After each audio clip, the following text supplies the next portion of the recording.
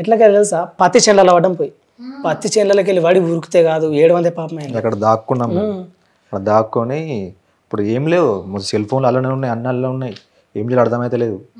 వెంటనే మా family phone అయితే మా నాన్న ఇట్లా ఒక 5 ఇట్లా వచ్చి నైట్ పాపం కార్లో వచ్చి మమ్మల్ని సేవ్ చేసిరు. మన వెల్కటూరు మన పోలీస్ స్టేషన్ అక్కడ మేడం మీరు చెప్తున్నట్టు 3 days ఉన్నాం స్టేషన్లో. నాకు నవ్వు వస్తుంది కొంచెం మీ బాధ చెప్తుంటే, కానీ ఎస్ఐ లాగా వెళ్ళి దొంగలాగా దాక్కున్నారు కదా. ఎస్ఐలకి వేసి డైరెక్ట్ ఎస్ఐ దగ్గరికి పోయినాం. వెంటనే డ్రెస్ అక్కడే కాదు ఇప్పేసి అంటే మళ్ళీ వేరే డ్రెస్ వేసుకున్నాం, లేకపోతే డేంజర్ ఇంకా డేంజర్ అని. వాళ్ళ వైపు నుంచి కూడా వచ్చేవాళ్ళు, పోలీసుల వైపు నుంచి కూడా ఏదో ఒకటి థ్రెట్ ఉండేది మనకి. ఇక డైరెక్ట్ అది అయిపోయిన తర్వాత వాళ్ళ ఇంటికే పోయినాం. వాళ్ళ ఇంటికి పోయి అంతా మాట్లాడితే కొంతమంది సారీ చెప్పారు మాకు, అది తప్పు మామూలు దగ్గరనే ఉంది మీదేం లేదు అని చెప్పని క్లోజ్ అయ్యారు.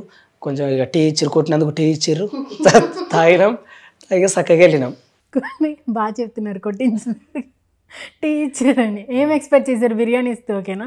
అట్లయితే మంచిగా ఉండు కదా తినడానికి, దెబ్బలు తినడానికన్నా. మేము నైట్లో ఆ రోజు నైట్లో మేము ఒక ఫంక్షన్ హాల్లో వండుకున్నాం, మొత్తం దోమలు పెట్టినాయి ఘోరంగా.